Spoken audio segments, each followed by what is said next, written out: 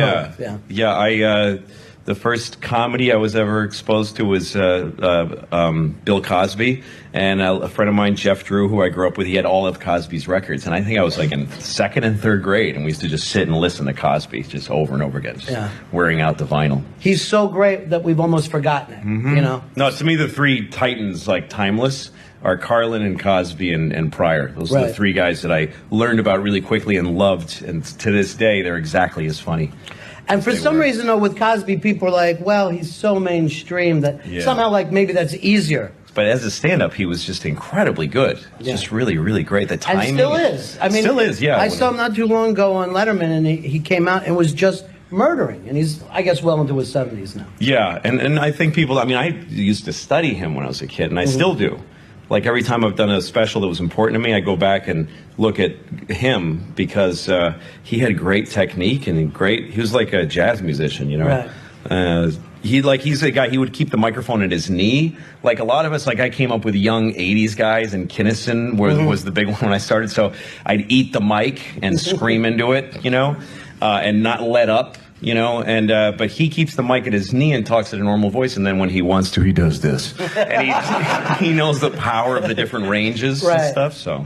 See, I would think that would be a little scary to look at other stand-ups before you did your special, because you don't want to pick up inflections or...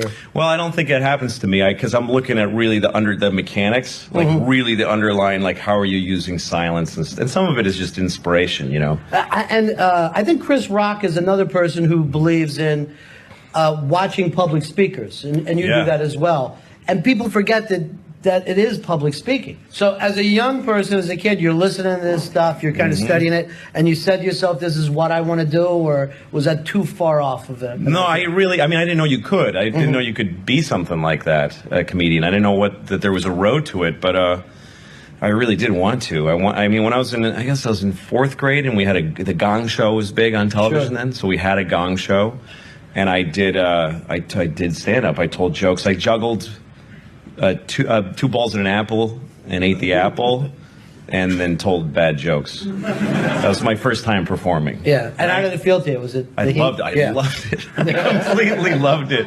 And so I thought, God, Carlin and those guys, they're just talking in great circles. I don't know if I could do that. But when I saw Steve Martin, I thought, I'm weird inside my head like he is. Well, were you funny with your buddies? Did all your buddies act like you're hysterical? Yeah, somewhat. I was kind of this little dumpy fat kid. And I wasn't succeeding in anything as a kid. I didn't see anything that I would be really good at. I guess I made people laugh when I was a kid. Yeah.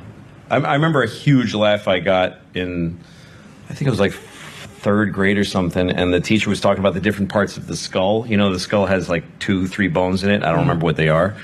And the teacher said, does anybody know the other one? And I said, the noggin. And they laughed a lot. It's like the greatest thing to get those laughs in school, too, when you're not supposed to. No, the first time I really killed, I was in fifth grade, and we did Free to Be You and Me, the hippie fucking liberal play. Right. And, which I didn't know at the time I was being used for hippie purposes, but we had a really mean teacher who was really tough. And I grew to like her, but she would like the instant the kids were leaving, she'd light a cigarette. Like you always smelled cigarettes when you walked out of a room. She was so stressed out. So she made us do Free to Be You and Me, and she told me to do a poem called Don't Put Your Horse in a Nightgown. It's an absurd poem. And I had to stand in front of the curtain, like in vaudeville when somebody does a solo act, while they're setting something up, and do this poem. And I couldn't remember it. And every rehearsal, I'd start, don't put your, and she'd go, louder! And she'd scream at me and say, if you don't know this, you're going to look like an idiot, and you're going to ruin the play. And I was so scared, and I drilled it and tried to memorize it, and then I came out for the play, and I'm looking at everybody's parents and the whole school, and I took a breath to start talking, and I just started fucking laughing.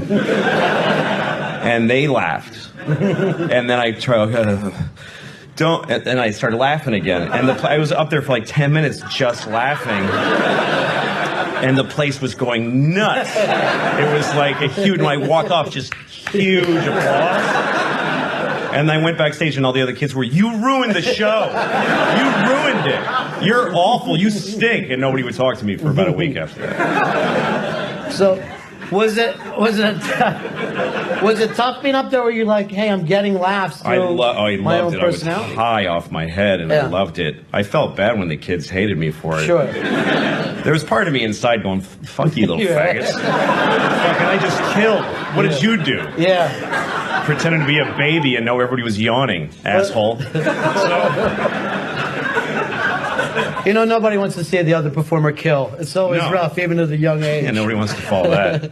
Exactly. So in school, were you the class clown? Were you the wise ass? Not really. I had ADD a lot, I think, or I don't know. I don't think it's that simple. But I was just, I was a bad student, and I fell asleep a lot. I had low energy. I was kind of fat, sugar, low energy. And I remember being depressed a lot. So I wasn't that funny to other kids, I don't think. Really? Yeah. But in the back of your mind, you said, "I want to do this." How did you get up on stage first time? I was in high school, and I was listening to the radio, to WBCN in Boston, and they used to have 5 o'clock funnies.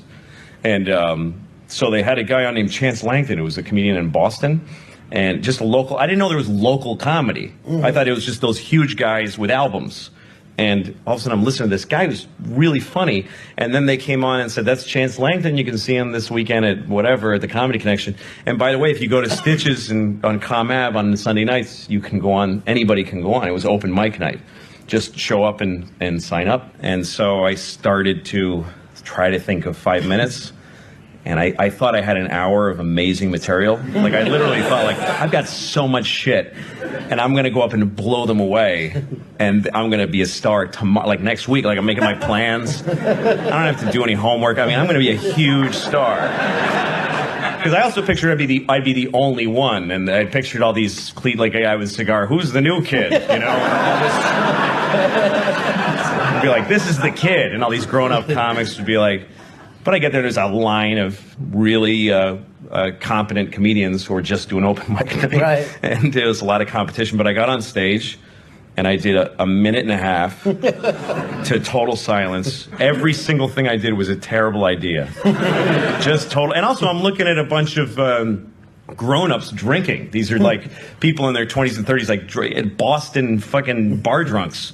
And I'm trying to make them laugh, and it was one of the worst things to date that's ever happened to me. Was the first time I ever went on stage, and I was so ashamed. And do you remember any of the jokes or anything that you were doing? Yeah, I can't. I remember all of it.